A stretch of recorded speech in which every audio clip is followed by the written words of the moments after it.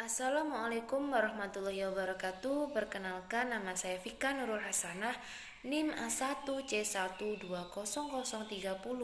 dari kelas reguler B 2020 dari ruang R004. Di sini saya akan menjelaskan tentang percobaan keempat yang berjudul termokimia dan hukum Hess. Adapun tujuan dari praktikum ini adalah 1. Mengukur kalor reaksi dengan alat yang sederhana. 2. Mengumpulkan dan menganalisis data termokimia. 3. Menerapkan hukum Hess. Adapun landasan teori mengenai percobaan ini adalah termodinamika adalah suatu cabang ilmu yang mempelajari perubahan energi secara kimia atau fisis. Dalam percobaan ini kita akan menyelidiki perubahan energi dalam bentuk kalor yang mengiringi reaksi kimia atau termokimia. Menurut hukum termodinamika, perubahan energi yang menyertai perubahan wujud dinyatakan dalam rumus delta E sama dengan Q kurang W, dengan Q sama dengan kalor yang diserap oleh sistem dan W sama dengan kerja yang dilakukan oleh sistem.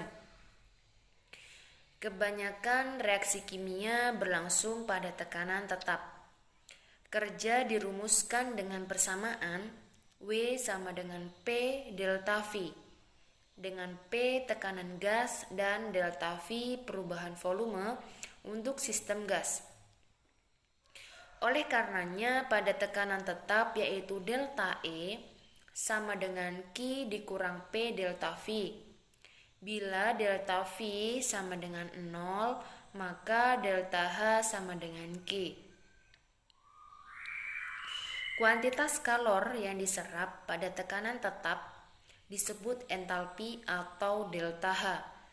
Untuk reaksi kimia, delta H adalah kalor reaksi.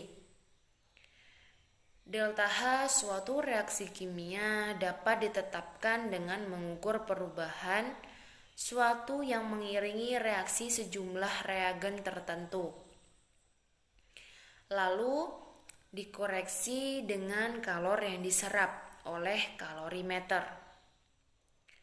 Konvensi mengenai tanda adalah untuk reaksi eksotermik, kalor diberikan oleh sistem reaksi ke sekeliling tanda Q reaksi negatif. Untuk reaksi endotermik Q, reaksi positif sama halnya untuk reaksi eksotermik. Delta H reaksi negatif dan untuk reaksi endotermik delta H reaksi positif. Eksotermik dan endotermik dikaitkan dengan kalor dari sistem reaksi sehingga Q reaksi sama dengan min Q sekeliling. Adapun alat dan bahan yang digunakan dalam percobaan ini yaitu yang pertama alat untuk penentuan tetapan kalorimeter. Yang pertama ada gelas ukur, kedua kalorimeter, 3 alat pengaduk, 4 gelas piala, 5 termometer.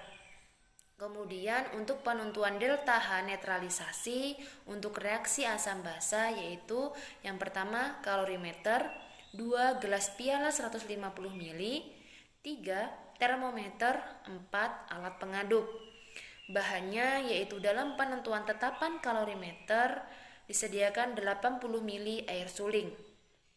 Dan untuk penentuan delta H netralisasi untuk reaksi asam basa ada 40 ml larutan NaOH 1M, 40 ml HCl 1M, air dingin, asam asetat 1M, natrium asetat 1M, asam nitrat 1M, dan amonium 1M.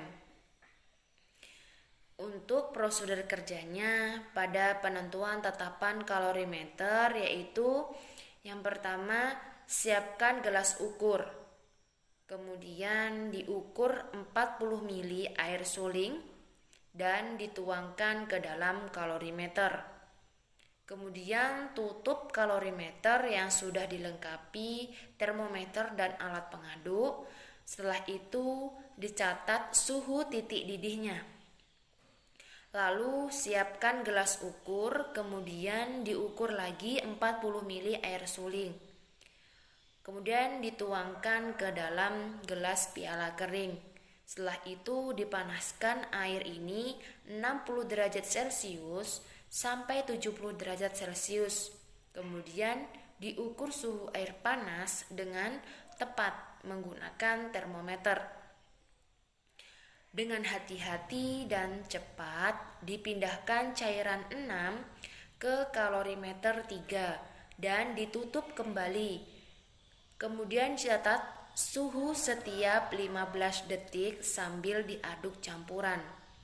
Bila mulai turun, dicatat setiap 1 menit sampai tak ada lagi perubahan suhu dan dicatat hasilnya. Percobaan kedua yaitu penentuan delta H netralisasi untuk asam basa. Yang pertama, siapkan kalorimeter, kemudian keringkan kalorimeter dengan seksama. Masukkan 40 ml larutan NaOH1M ke dalam kalorimeter, kemudian siapkan gelas piala dan masukkan 40 ml HCl1M ke dalam gelas piala 150 ml dan letakkan di dekat kalorimeter. Kemudian ukur suhu larutan asam menggunakan termometer. Setelah itu bilas termometer dan keringkan. Kemudian kembalikan di dekat kalorimeter. Lalu diukur suhu larutan basa. Suhu kedua larutan tidak boleh berselisih lebih dari 0,5 derajat Celcius. Bila suhu tidak sama, disesuaikan suhu larutan asam dengan cara dihangatkan gelas piala dengan telapak tangan atau direndam dalam air dingin. Kemudian dimasukkan larutan asam cepat-cepat ke dalam kalorimeter, kemudian diaduk dan dicatat suhunya. Kemudian dimasukkan seperti pada prosedur A. Setelah itu dicatat hasil pengamatannya. Demikian yang dapat saya sampaikan. Saya akhiri. Wassalamualaikum warahmatullahi wabarakatuh.